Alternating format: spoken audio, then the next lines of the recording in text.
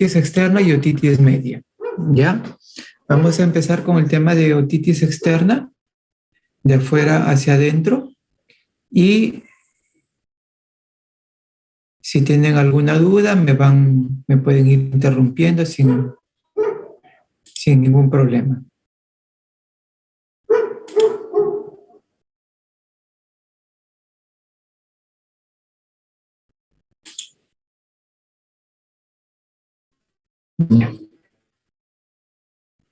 Bueno, yo no me presenté, soy el doctor Alejandro Luna, trabajo en el Hospital A Mercedes, médico otorrinolaringólogo.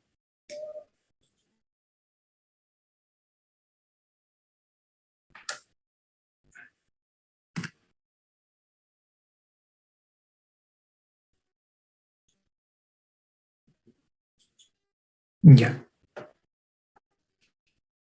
Entonces, otitis externa.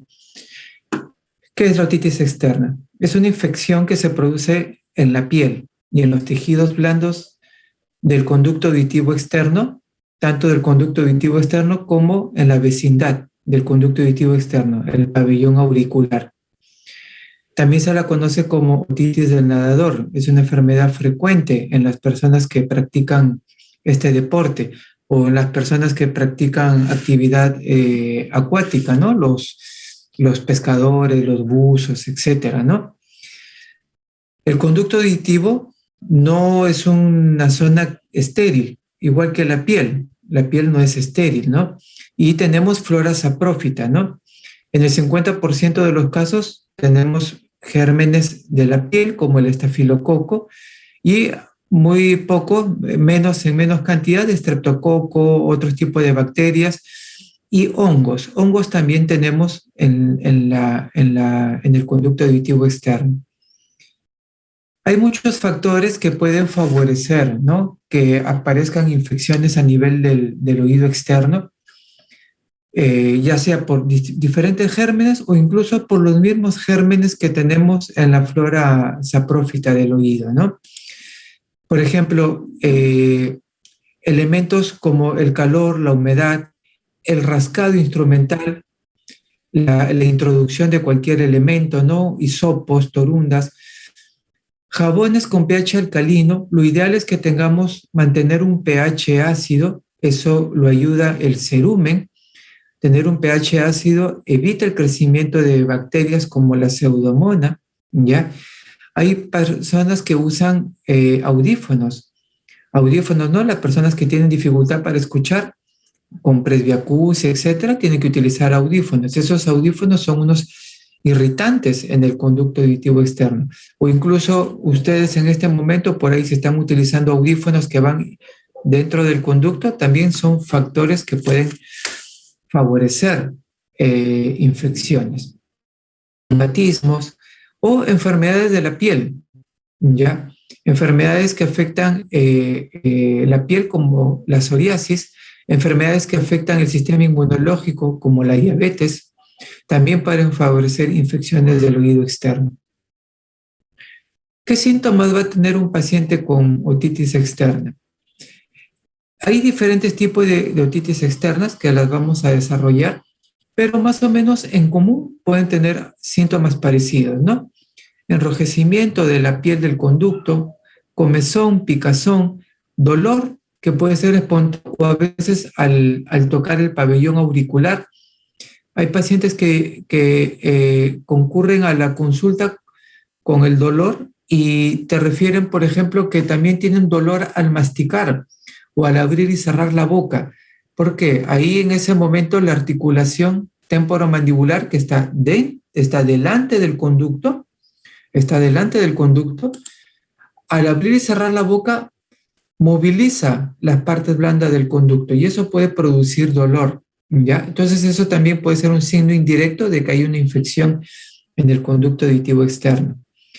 Otros síntomas o signos, ¿no? Presencia de pus, la hipoacusia, pérdida progresiva de la audición, porque se produce una estrechez del conducto, ya se edematiza la piel del conducto si se estrecha la luz del conducto.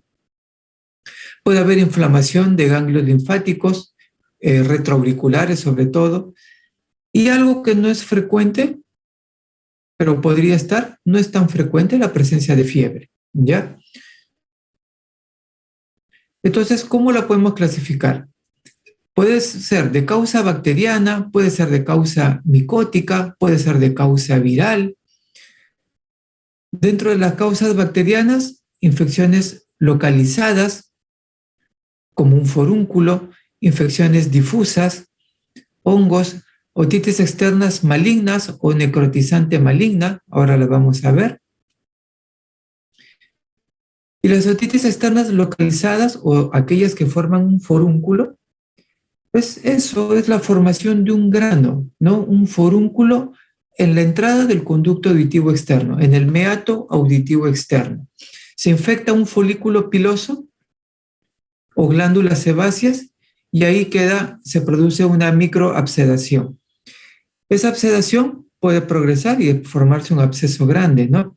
Y generalmente el germen que participa ahí es el estafilococo dorado o estafilococo aureus. ¿Ven? En el piso del conducto se produce un forúnculo, acá se forma un forúnculo, acá parecería que hubiera otro, acá se nota un poco mejor. Generalmente es en la entrada del conducto auditivo externo, ya donde tenemos los folículos pilosos, ¿no? Y esa es la zona que se infecta. Es un dolor exquisito, un dolor que si tocan el pabellón, tocan el trago, el paciente va a tener bastante dolor. Acá también, y se estrecha la luz del conducto. Es más estrecha, más cerrada. Entonces es un dolor intenso, aumenta la presión del trago al movilizar el pabellón. La otoscopía a veces duele. Introducir ahí el otoscopio puede ser doloroso y muchas veces no es necesario, solamente jalando un poco el pabellón, traccionando para atrás, eso favorece ampliar un poco la luz del conducto y ahí podemos observar un poco mejor la estrechez del conducto. Y lo tenemos que comparar con el otro oído. Ustedes van a observar el oído sano primero y van a ver un orificio, un conducto con una luz amplia. Y luego examinan el oído enfermo y van a ver que la luz es un poco más estrecha comparada con el otro. Entonces eso les puede dar una pauta de que hay una infección en esa zona, ¿ya? No es necesario realizar cultivos, ¿ya? Dice, solo tiene valor el cultivo del material obtenido por punción del absceso, pero en realidad casi nunca hacemos la punción o se hace el drenaje, pero es muy difícil que enviemos eso a cultivo, ¿ya? El tratamiento de casi todas las otitis externas es tratamiento local, ¿ya? Antisépticos locales que pueden ser alguna crema con antibiótico, con algún corticoide, o incluso gotas con antibióticos corticoides. Las gotas pueden tener ciprofloxacina, alguna quinolona, las cremas también, y pueden tener como corticoide algún dexametasona, betametasona, que va a producir también un efecto antiinflamatorio. Si es necesario, se agrega tratamiento antibiótico vía oral. No siempre es necesario, salvo que veamos si un microabsceso o un absceso, podemos darle el antibiótico vía oral. Pero a veces no está formado el absceso o el grano, solamente no se ve la pústula, solamente se ve un edema, una congestión, y a veces eso con tratamiento tópico es suficiente, ya sea con cremas, gotas, más un antiinflamatorio, ¿no? Que pueda aliviar el dolor, que puede ser algún AINE, y pueden agregar también algún corticoide un día o 2 días vía oral. Y se van a utilizar tratamientos sistémicos, algunas que cubran el estafilococo, dicloxacilina, cefalosporinas, ¿ya? Primera generación, segunda generación, ¿ya? Y si hay alergias, algún acrólido, alguna quinolona, ciprofloxacina, levofloxacina, ¿ya? Ese manejo de antibióticos, ustedes pueden Después ya con su práctica van a manejar antibióticos para distintas enfermedades de la piel, ¿no? Y pueden utilizar algún antibiótico que sirva para esas infecciones de piel.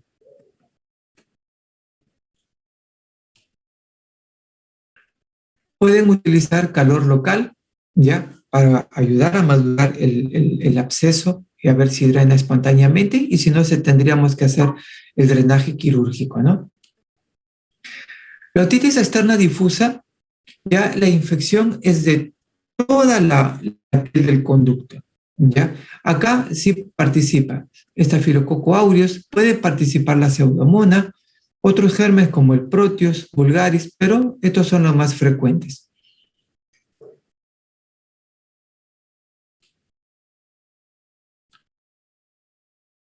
¿Ven?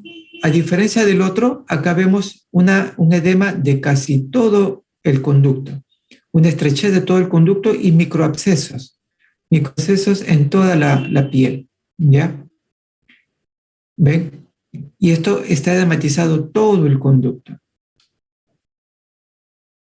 Los síntomas parecidos, ¿no es cierto? Prurito, dolor, ¿no? Lo mismo que les habíamos comentado inicialmente.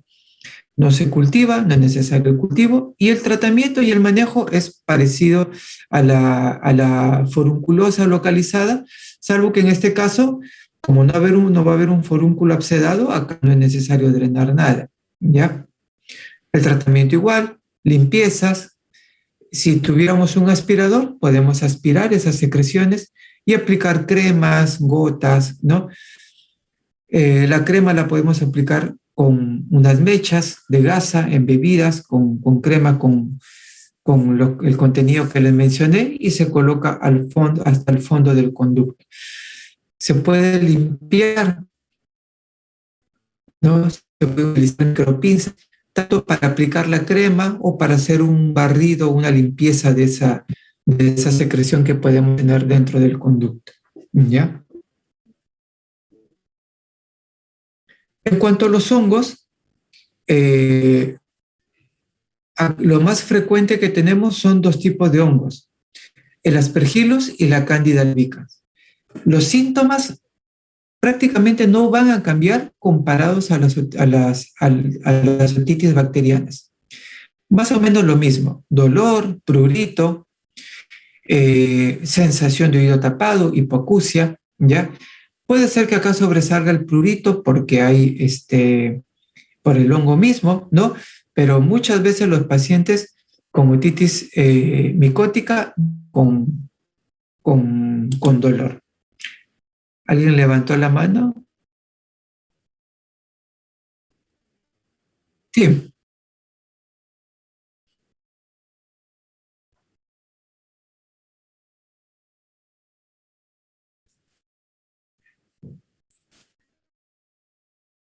igual que en la otitis focalizada o localizada. El tratamiento generalmente es tópico, ¿ya? Y el tratamiento sistémico en caso de que veamos si hay no responde al tratamiento tópico, ¿ya? Eh, y el tratamiento es el mismo. Cefalosporinas de primera, segunda generación o alguna quinolona. ¿Qué es lo que yo uso generalmente? Por ejemplo, si es una otitis difusa, como acá podemos tener una combinación, puede haber pseudomona también o estafilococo, y como no es necesario tomar un cultivo, personalmente yo utilizo como antibiótico la ciprofloxacina, que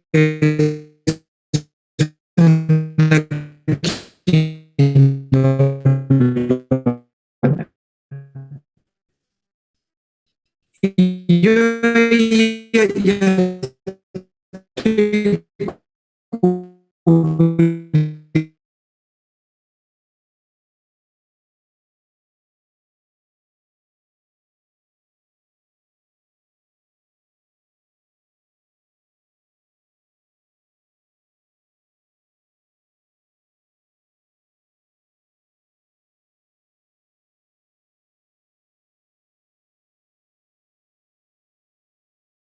Recording stopped. Utilizo la... Sí se ve la pantalla, ¿no? Sí está compartiendo pantalla, ¿no?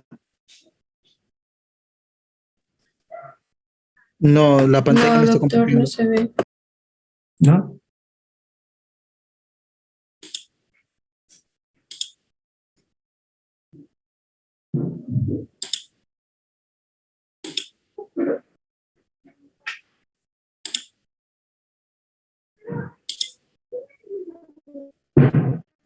Ahí.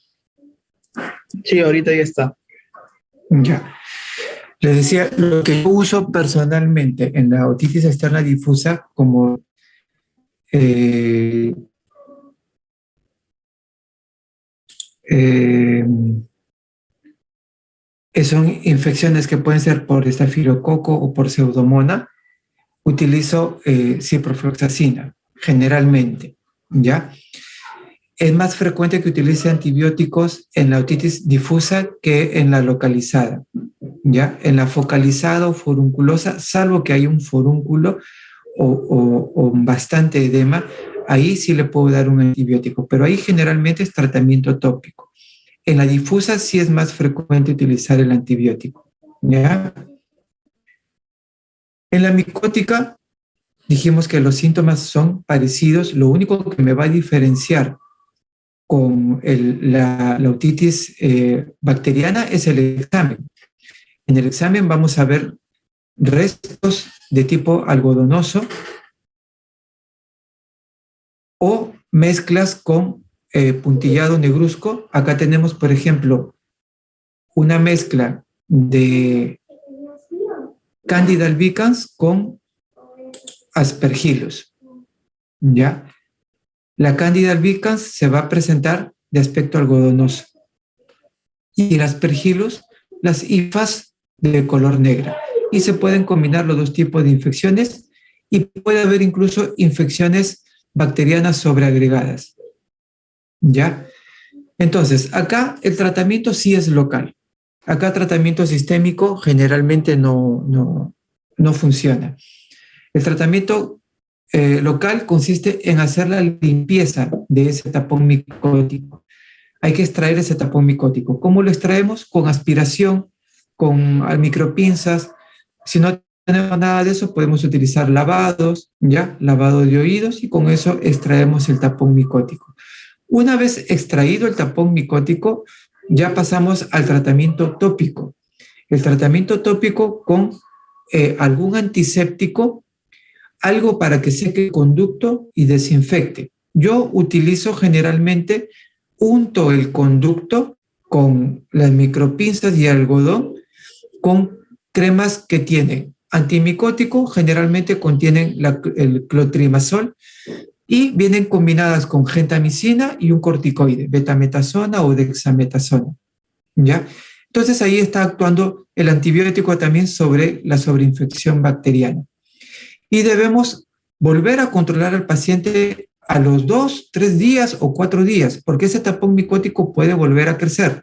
Entonces hay que volver a extraer esos restos que puedan volver a aparecer y volver a hacer la curación, ¿ya? Si no tenemos cremas con antimicóticos, con lociones antimicóticas, podemos utilizar ácido bórico. El ácido bórico viene en polvo y se utiliza, se introduce todo en el conducto. Se llena el conducto de ácido bórico, va a mantener un pH ácido y me va a evitar el crecimiento de pseudomonas y va a secar el conducto, ¿ya? Y mientras tanto, el paciente evitar mojarse el oído durante 7 días, 10 días, ¿ya? Esto es bastante frecuente. Las otomicosis es bastante frecuente. Incluso en esta época del año, que es invierno, acá por lo menos en Chiclayo es bastante frecuente. La otitis externa maligna es lo más grave que podemos tener otitis externas y generalmente producida por la Pseudomonas aeruginosa, es lo más frecuente. A veces estafilococos y otros gérmenes, ¿no? Acá sí tenemos que tomar cultivo, porque yo tengo que saber cuál es el germen que me está afectando el oído, ¿ya? Es una enfermedad, se produce una osteomielitis de la base del cráneo, del hueso temporal y la base del cráneo. Se disemina partes blandas, adyacentes, vasos sanguíneos, base del cráneo y puede destruir todo lo que está a la mano. El paciente puede llegar con parálisis facial, puede llegar con parálisis de otros pares craneales cercanos y ya todo eso es signo de mal pronóstico. Generalmente se presenta en pacientes inmunodeprimidos. ¿Y quiénes los que más se afectan? Los pacientes diabéticos añosos con mal control o manejo de su enfermedad, ¿ya? Muchas veces en los pacientes diabéticos hay que enseñarles el cuidado del conducto auditivo externo, así como se le enseña el manejo del pie diabético. Para evitar el pie diabético, se les debe explicar de que tienen que tener cuidado con la manipulación del oído, con los lavados, con la instrumentación dentro del conducto, porque puede llevar a este tipo de infecciones, ¿ya? Dentro de los exámenes de laboratorio hay aumento de la proteína C reactiva, de la velocidad de sedimentación globular, ¿ya? Y como signo característico el dolor. Esto es lo más frecuente. El paciente con mucho dolor. Si tenemos un paciente diabético, inmunodeprimido y mucho dolor de oído, lo tenemos que tener presente, ¿ya? Puede haber secreción purulenta, mal olor, porque la pseudomonas produce mal olor, y puede tener una alta mortalidad, ¿ya? 23-80%. Acá sí, cultivar la secreción, ¿ya? Para el seguimiento del paciente, gammagrafía con tecnesio 99, con esto vamos a hacer el diagnóstico y vamos a ver si hay una osteitis, ¿ya? Una afectación del hueso. Y después podemos hacer el control con la gammagrafía con galio 67 para ver cómo evoluciona la enfermedad y la respuesta al tratamiento. Además, le podemos pedir estudios dependiendo de lo que veamos en el seguimiento, tomografías computadas, resonancias, etcétera, dependiendo del compromiso del paciente. Este paciente se hospitaliza. Este no es manejo ambulatorio, ¿ya? Y tenemos que sí tener un tratamiento local y un tratamiento sistémico. Acá el manejo de este paciente no es del otorrino. El manejo de este paciente tiene que estar a cargo del endocrinólogo, infectólogo, si no tenemos a ellos dos, médico internista, más el otorrino. El otorrino lo que va a hacer es el tratamiento tópico, las curaciones locales, pero el manejo sistémico lo tiene que hacer el infectólogo y el endocrinólogo, ¿ya? Nosotros tenemos que limpiar el oído, sacar los granulomas, sacar las secreciones y ahí utilizar, como en las otras otitis externas, gotas con ciprofloxacina, ofloxacina, quinolonas, ácido bórico, acidificar el conducto. Si no tenemos nada, hasta jugo de limón podemos utilizar para evitar el crecimiento de la pseudomonas. La pseudomonas crece en medio alcalino, entonces tenemos que acidificarlo. Y tratamiento sistémico, hasta que no tengamos el cultivo y antibiograma, tratamiento empírico, ¿no? Ciprofloxacina a altas dosis, ceftazidima, piperacilina, tazobactam, etcétera. Diferentes esquemas, pero son esquemas que debemos utilizar entre 4 a 8 semanas como mínimo, ¿ya? Algo que nos va a decir que está evolucionando bien es porque el dolor está cediendo, ya no hay granulaciones, la velocidad de sedimentación y el centellograma con galio se van normalizando. Otro tipo de otitis externas virales, allá acá pasamos a los virus, las meningitis, cuando lo diagnostiquen tienen que pronunciarlo bien, meningitis, para que la mamá no se confunda y piense que es una meningitis. Y acá la característica es que vamos a ver vesículas o ampollas sobre la membrana timpánica y a veces sobre el conducto también. Con ser ampollas de contenido seroso, hemático, serohemático, como ven acá. Y generalmente secundario a un proceso respiratorio alto, una infección de vías respiratorias altas, ¿ya? un resfrío, una gripe, ¿no? Y el proceso viral también está afectando al oído. Como síntoma dolor, a veces puede haber sangrado o algún tipo de secreción, si se revienta alguna de las vesículas, y el tratamiento es sintomático nada más, ¿ya? El tratamiento del cuadro del resfrío y algún analgésico, descongestionantes, antihistamínicos y nada más, ¿ya?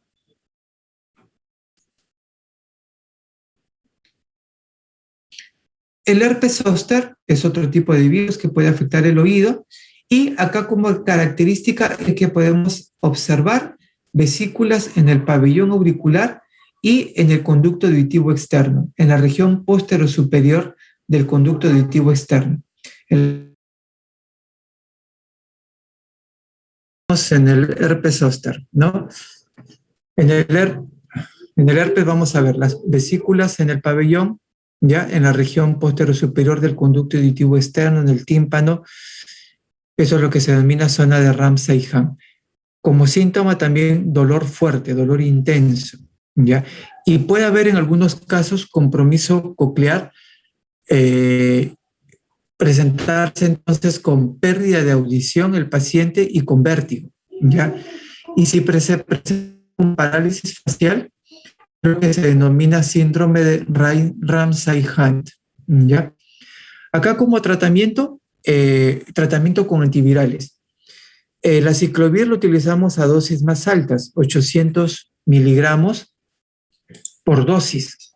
800 miligramos por dosis, son 5 dosis por día, ¿ya? Y durante una semana por lo menos, ¿ya? Si tenemos parálisis facial, compromiso auditivo, podemos utilizar corticoides, ¿ya? No importa que sea un cuadro viral, podemos utilizar corticoides porque ya le estamos dando tratamiento con antivirales. Entonces vamos a ver así las vesículas, ¿ya? En la piel, ¿no? Incluso esto puede comprometer el ojo, ¿ya?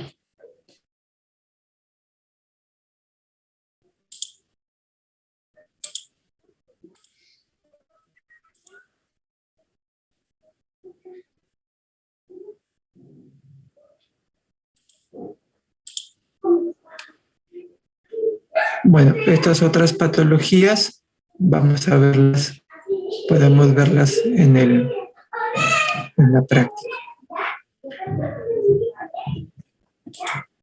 Vamos a ver. Sí, doctor, dígame. Bueno, esta enfermedad otitis media aguda, en realidad, uno se va dando cuenta de que es una enfermedad que deberían verla más en pediatría que en otorrino, porque quien ve más generalmente estos cuadros es el pediatra. Nosotros vemos la enfermedad en adultos, pero es una enfermedad más frecuente en los niños, ¿ya? Es un proceso séptico inflamatorio agudo del mucoperiósteo de revestimiento de las cavidades del oído medio y o mastoides, con acumulación de efusión retrotimpánica. Efusión es presencia de líquido, moco, secreción detrás del tímpano, secreción en el oído medio, ¿ya? Y generalmente su causa es viral o bacteriana, ¿ya? Otros términos, otitis media con efusión, esto lo vamos a ver finalizando la clase, es la inflamación del oído medio con líquido en la cavidad timpánica, sin signos ni síntomas de infección aguda. Otitis media aguda recurrente es aquella que presenta 3 o más episodios de otitis media aguda en los últimos 6 meses o 4 o más episodios en el último año. La otitis supurada es aquella que presenta pus en el oído medio y se puede perforar la membrana timpánica en un 5% aproximadamente de los casos, y esto puede generar un drenaje espontáneo de pus al conducto auditivo externo. Esto vamos a verlo también acá. ¿Qué requerimos para el diagnóstico de otitis media aguda? Un inicio agudo de los síntomas y signos de la enfermedad. presencia de efusión o líquido o secreción en el oído medio, y signos y síntomas de infección o inflamación del oído medio, ¿ya? Podemos ver acá, inicio rápido de signos y síntomas de inflamación del oído medio con efusión o derrame del oído medio. ¿Qué es lo que me indica que hay efusión en el oído medio o derrame? Vemos una membrana timpánica abombada, ahora vamos a ver imágenes, motilidad ausente o limitada de la membrana timpánica, nivel hidroaéreo retrotimpánico, otorrea o pus en el conducto auditivo externo. Esto ya lo que sería una otitis media supurada. ¿Ya? ¿Me siguen? ¿Sí? ¿Se ha perdido algo? No, no. No, doctor. Sí, todo va a estar Ya. bien. Ya. Y signos y síntomas que me llevan a pensar en una otitis media aguda, eritema de la membrana timpánica, ¿no? Enrojecimiento de la membrana timpánica y dolor, ¿no? Otalgia, ¿ya? Entonces, es una enfermedad que se presenta más en niños entre los 6 meses y 18 meses de vida. Y algo bueno es que generalmente casi todas se resuelven espontáneamente, el 85% de los casos. Y muy raros casos tienen complicaciones por otitis media aguda. Antes, en la era preantibiótica, las complicaciones por otitis media aguda eran muy frecuentes, mastoiditis, meningitis, abscesos encefálicos, etcétera, ¿ya? Laberintitis, cosas que antes se podían ver y ahora es bastante raro. Sí hemos visto casos de mastoiditis y meningitis, ¿ya? Pero ya pacientes que no hacen tratamiento, que tardan mucho en hacer la consulta, etcétera, ¿no? Es poco frecuente antes de los 6 meses de edad, ¿ya? Dada la protección que tienen los niños por la lactancia materna. Algo que ha venido cambiando un poco la historia es el uso de la vacuna conjugada para el Streptococcus pneumoniae.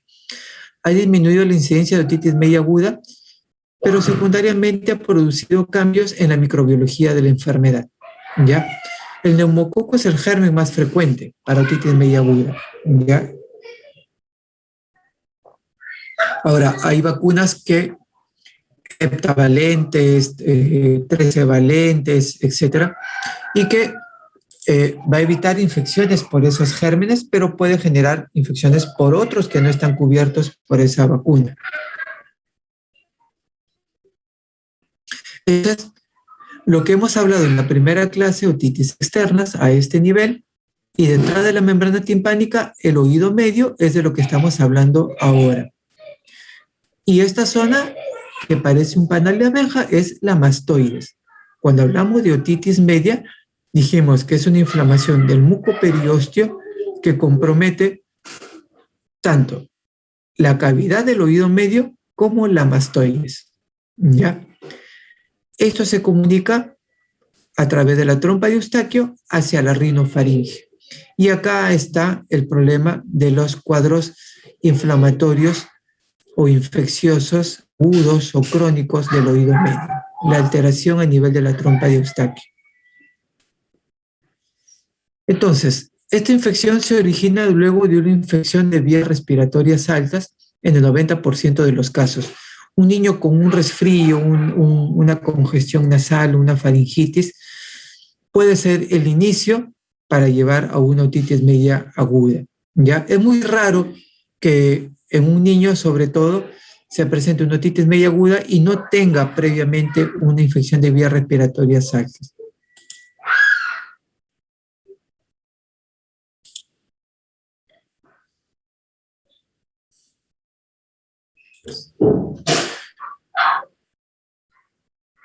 Entonces, origina esta nasofaringitis, afecta a la trompa de Eustaquio. Y eso lleva a que se produzca en el oído medio una presión negativa y por un efecto de succión desde el oído medio hacia la rinofaringe se absorben esas secreciones que están en la nasofaringe, ¿ya? El curso inicial es de origen viral y luego puede ser seguido por bacterias superpuestas. ¿Qué factores pueden favorecer por ejemplo, a la recurrencia de enfermedades o niños que tengan infecciones frecuentes. Pueden haber factores genéticos.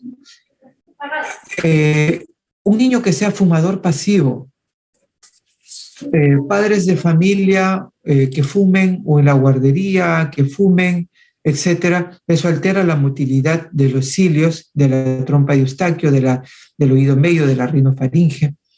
El reflujo, la enfermedad por reflujo gastroesofágico también puede ser un factor que favorezca episodios repetitivos de infección. Causas bacterianas o virales, ¿no? Agentes bacterianas, lo más frecuente, como les decía, el Streptococcus pneumoniae, le sigue en frecuencia el Haemophilus influenzae, ¿ya? El Haemophilus produce generalmente una otitis bilateral, produce casos recurrentes y puede producir conjuntivitis. Podemos llamarlo síndrome otitis conjuntivitis. Luego, en menos frecuencia, la Branamela catarrhalis. Esta sí siempre va a producir beta-lactamasas. El estreptococo beta hemolítico, el grupo A, estafilococos, otros gérmenes gram negativos, pseudomonas puede también estar presente, ¿ya? Hay una entidad muy rara, la otitis media necrosante, dada por el estreptococo beta hemolítico, donde se puede producir perforación de la membrana timpánica, necrosis de los huesecillos del oído medio, ¿ya? Esto generalmente no se produce en una otitis media aguda, exudativa o de las que normalmente tenemos, ¿ya? La otitis media aguda común es una enfermedad que se restituye ad integrum. Pasa la infección y el paciente y el oído medio vuelve a su normalidad, ¿ya? En cambio, en la necrosante no, quedan secuelas, ¿ya? Y dentro de los virus de las enfermedades respiratorias, ¿ya? Estos causan aproximadamente el 40% de los casos de otitis media aguda, ¿ya? Entonces, ¿dónde se puede llegar la infección? Como dijimos, por la trompa de Eustaquio, que es lo más frecuente, y menos frecuente por vía sanguínea, por una perforación del tímpano a través de una infección del conducto auditivo externo, llega al oído medio, o a través de una meningitis y llega al laberinto y de ahí al oído medio. Esto es menos frecuente, ¿ya? Este concepto hay que tener en cuenta, sobre todo en los niños, ¿no? Porque cualquier afección inflamatoria, infecciosa del oído medio en los 2 a 3 primeros años de vida produce una injuria de la mucosa y una detención o disminución de dicha neumatización. ¿Neumatización qué es? Es la aireación del oído medio y de la mastoides. Vimos que la mastoides es una zona que parece lleno, es un trabeculado, ¿no? Lleno de cavidades aéreas. Pero si se produce una infección severa antes de que esa neumatización sea completa, puede llevar a un deterioro de esa neumatización, ¿ya? Entonces, podemos tener lo normal, mastoides normoneumatizadas, ¿ya? Hiperneumatizadas son mastoides que se han desarrollado con lechos o cavidades aéreas mucho más grandes, ¿ya?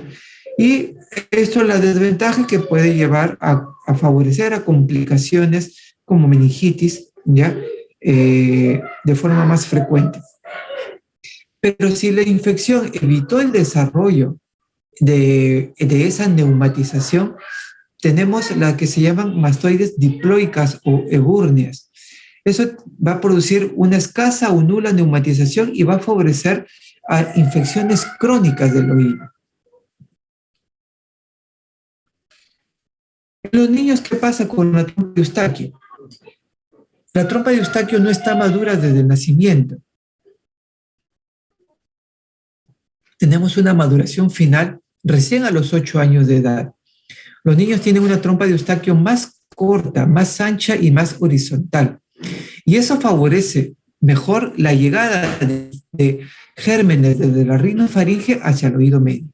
Es más permeable esa trompa y por eso favorece mejor la entrada de gérmenes cuando hay un cuadro respiratorio alto. Comparada con el adulto, en el adulto es más larga, más oblicua y más angosta comparada con el diámetro de la cabeza, ¿no? El diámetro es mayor, ¿no es cierto? 10 milímetros. En el niño es menor, pero comparado con el tamaño de la cabeza, el diámetro de la trompa de Eustaquio en el adulto es más, de menor diámetro relativo al tamaño del cráneo. ¿Y cómo evoluciona la enfermedad? La enfermedad puede pasar por 4 estadios: congestivo, supurado, supuración abierta y estadio de regresión y reparación. Pero no siempre, pues, puede supurar, no siempre puede llegar a todos estadios. Puede quedarse en un estadio congestivo y no llegar a formar pus. Puede llegar a quedar un estadio supurado y no se perfora, ¿ya? Pero una vez que pasa todos estadios, sí genera un estadio de regresión y reparación, ¿ya? En el primer estadio tenemos mucha congestión, mucha hiperemia. Se ven los vasos radiados sobre el mango del martillo, una membrana blanco-amarillenta, mucho dolor, malestar general puede haber, ¿ya? Hipoacusia. Estos síntomas generalmente son comunes a todos los estadios. Hipoacusia de tipo conductivo con sensación de plenitud óptica, sensación de oído tapado. La hipoacusia, una vez que la otitis media ha pasado por todos los estadios y ha resuelto todos sus signos y síntomas, la hipoacusia es el último síntoma en desaparecer. Y puede haber fiebre. ¿Ya? Acá, a diferencia de la otitis externa, que era muy raro que haya fiebre, acá sí puede haber fiebre. No siempre, ¿ya? Pero sí puede tener fiebre mayor o igual a 39 grados o menor también, ¿no? Entonces vemos acá un oído, una membrana timpánica normal y acá una membrana timpánica con los vasos radiados congestionando sobre la zona del mango del martillo, ¿ya? Este es el martillo, el mango del martillo, y los vasos radiados vienen de esta zona hacia el mango del martillo. Y esto es lo que primero que vamos a ver congestionado. Y después la congestión ya se hace generalizada. En el estadio supurado vamos a ver qué es lo que sucede.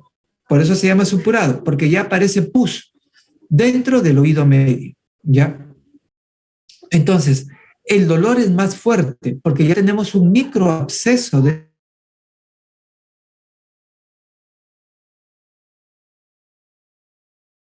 un signo más frecuente. Y la hipoacusia más notoria, pues, ¿no? Porque tenemos ya el oído medio ocupado con secreción purulenta.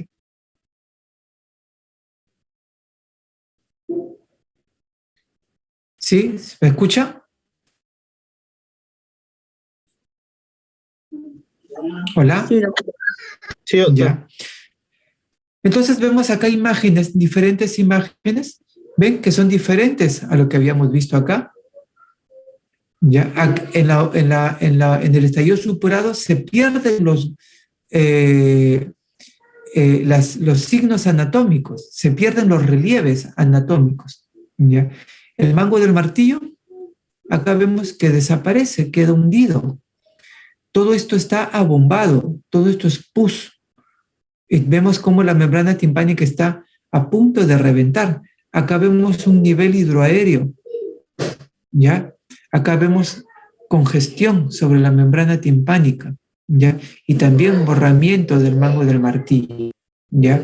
Entonces, está lleno de secreción purulenta. Esto es el estadio supurado. Acá el paciente tiene la mayor cantidad de dolor y fiebre. Después de este estadio, viene el estadio de supuración, supuración abierta o perforación. Se necrosa la membrana en algún punto y empieza a salir secreción purulenta. Si el paciente está complicado y no se produce una perforación espontánea, nosotros la debemos generar, debemos drenar este absceso. Por ejemplo, un lactante, un niño con alguna complicación, meningitis, parálisis facial, etcétera, tenemos que hacer el drenaje del absceso, hacer una miringocentesis. Miringo deriva de, significa membrana timpánica. Miringocentesis o paracentesis o timpanocentesis, ¿ya? Y drenamos esa secreción purulenta.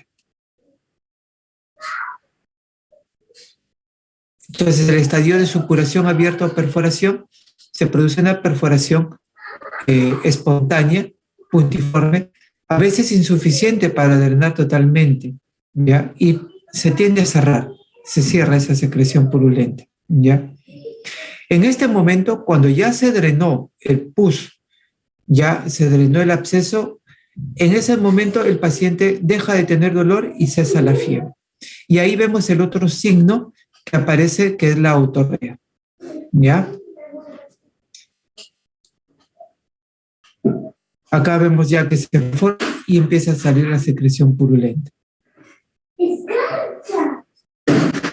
Y finalmente el estadio de regresión o reparación, se cierra la perforación timpánica y de forma espontánea, y el oído recupera su función, ¿no? Una perforación timpánica, el oído ya dejó de supurar y empieza a cerrar. Puede quedar esta zona blanquecina, es una cicatriz, o no, ¿no? Puede o no puede quedar. Esto se llama miringoesclerosis, ¿ya? Que no genera ningún trastorno funcional, nada, ¿ya? En este caso, ¿no? En esta imagen. Si no se trata, espontáneamente va a mejorar en 4 semanas, ¿ya? Y el uso de antibióticos nos va a ayudar a que esto se da más rápido, ¿no? Entonces, para el diagnóstico, los síntomas que hemos mencionado, los síntomas básicos, recuerden, son otalgia, fiebre, hipoacusia y otorrea, ¿ya? Otros síntomas concomitantes pueden tener signos de infección respiratoria, tos, irritabilidad, ¿no? Malestar general, falta de descanso, etc. Y tenemos que examinar al paciente, hacer la otoscopía. Si tuviéramos otoscopio neumático, nos va a ayudar mucho.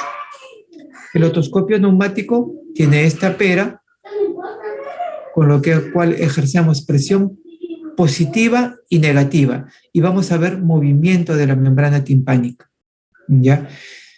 Y nos puede ayudar con el diagnóstico. Si vemos movimiento, nos quiere decir que el oído medio no está ocupado, o si está ocupado, la secreción es mínima, ¿ya?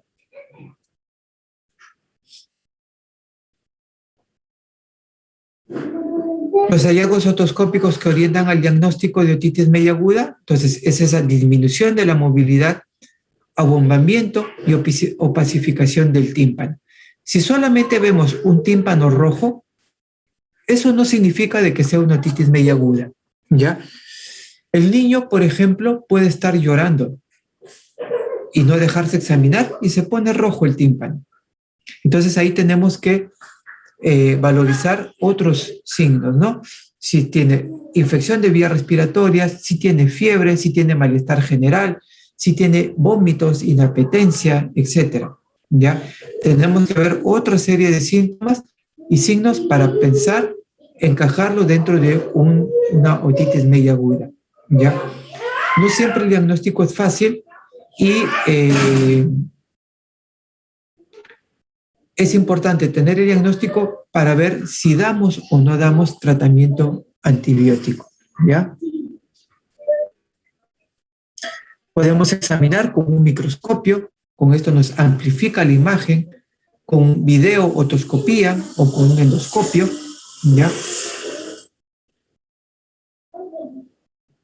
La asociación de un tímpano que no está brillante, un tímpano que está abombado y con movilidad disminuida en un niño con síntomas agudos, dolor, fiebre, hipoacusia, síntomas de infección respiratoria alta, tiene un alto valor predictivo positivo, cercano al 99%.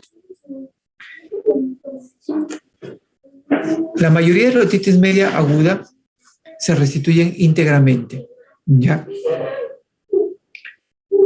Un número pequeño de casos puede complicar, como les había mencionado, y la otitis necrotizante, como les había mencionado también, puede dejar secuelas funcionales, perforaciones timpánicas, necrosis del mango del martillo, de los huesecillos del oído medio, etc.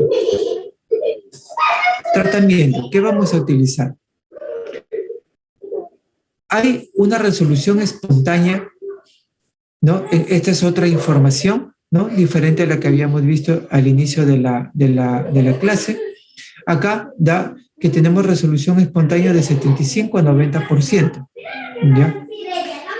Entonces, hay que ver si utilizamos o no antibiótico por los efectos adversos que podríamos tener, ¿ya?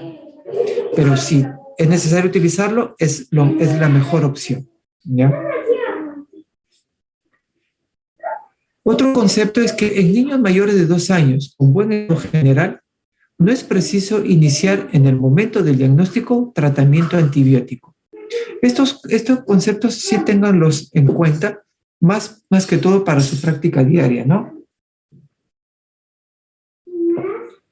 Podemos diferir o tener una conducta expectante por 48 o 72 horas, ¿ya? Y solo darle antibiótico en caso de que persisten los síntomas, ¿ya? ¿Ves? Ya me dice que la reunión terminará en 10 minutos.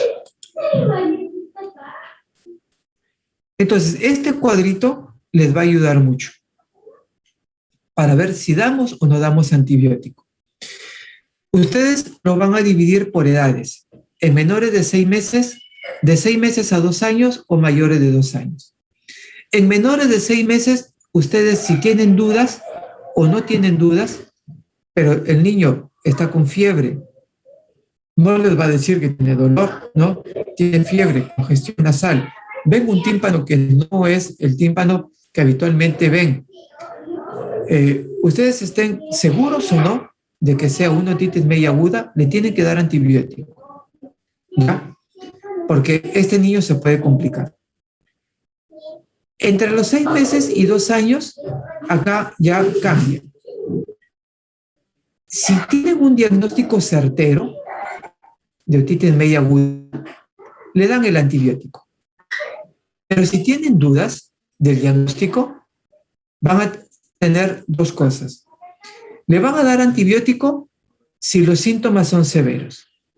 Es decir, otalgia intensa, fiebre mayor de 39,5, malestar general, etc. ¿Ya?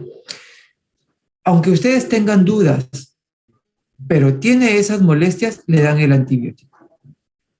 Y si es un niño que tiene dudas, pero no tiene esas molestias, pueden tener la opción de observar si los síntomas no son severos.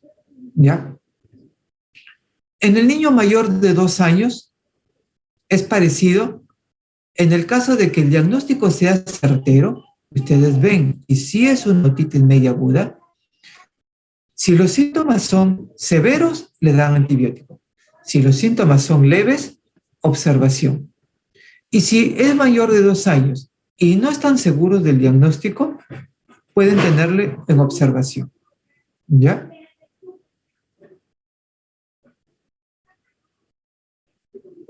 Acá para desglosar un poco, agregarle otros conceptos. En los niños de 6 meses a 2 años, la conducta expectante, observación o seguimiento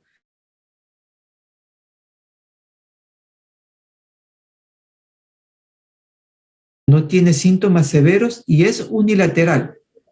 ¿Ya? Esta es otra información. O sea, parecida a la de acá. Observación expectante o seguimiento, estamos hablando de este rango, en este lado, ¿ya? Si los síntomas, tenemos una otitis media aguda, pero si los síntomas en observación solamente si es unilateral, ¿ya?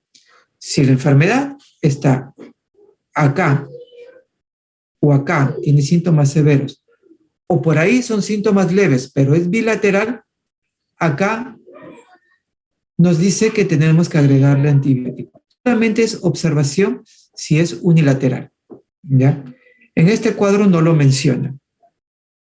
En este cuadro no menciona, pero esto de acá es lo que utilizan en el hospital de niños. En el hospital de niños, el seguimiento solamente si es unilateral. Si es bilateral, sí le dan antibiótico, ¿ya? Además, se indica terapia antibiótico si existe patología concomitante que requiera terapia antimicrobiana. Por ejemplo, una faringoamigdalitis. Por ejemplo, tenemos un niño que está dentro de estos criterios de observación, pero este niño está con una faringoamigdalitis purulenta, le tenemos que dar antibiótico, pues, ¿ya?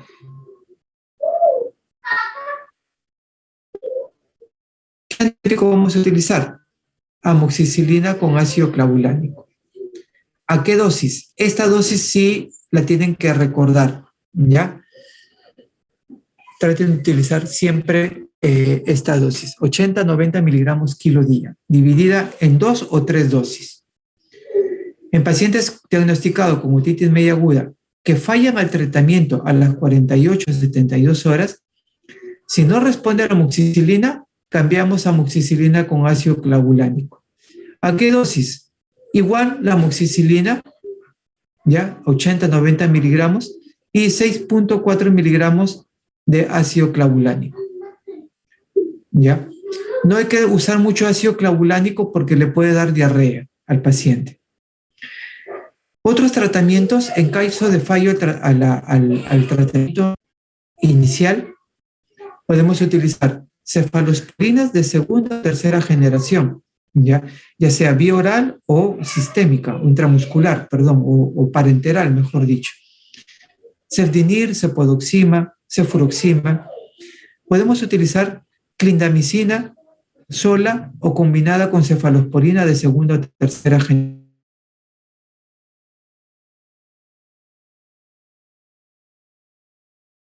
Pacientes que no toleran que tienen fallo el tratamiento y no toleran la vía oral, podemos utilizar ceftriaxona, intramuscular o endovenoso, 50 miligramos kilo día, ¿ya?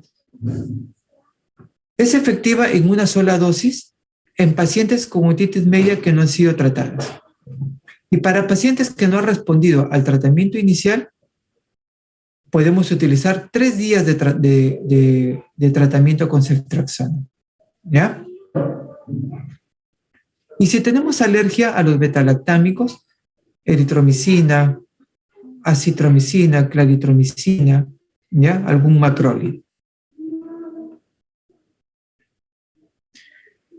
Además, se recomienda el uso de amoxicilina más ácido clavulánico en caso de ya haber usado amoxicilina 30 días antes. Por ejemplo, pacientes que tienen otitis medias recurrentes y hace menos de 30 días ya ha tenido un tratamiento con amoxicilina y otra vez tiene otra infección, entonces ya tenemos que dar amoxicilina con ácido clavulánico, ¿ya? Si tenemos conjuntivitis, además, eso me está hablando de un Haemophilus influenzae. El Haemophilus influenzae produce betalactamasas, entonces hay que darle amoxicilina sola, no va a funcionar. Le tenemos que dar con ácido clavulánico. ¿Cuántos días de tratamiento? 7 días, ¿ya? Algunos en niños grandes pues, están utilizando 5 días, ¿ya? Con otitis no complicadas, pero el promedio que yo utilizo son 7 días. En lactantes, por lo menos 10 días. Y tratamiento con analgésicos, podemos utilizar corticoides un día, un par de días, en caso de dolores intensos. Y como tratamiento local, si está secretando pus, hay que limpiar esas secreciones y como les mencioné, la miringotomía o paracentesis en niños neonatos, ¿no?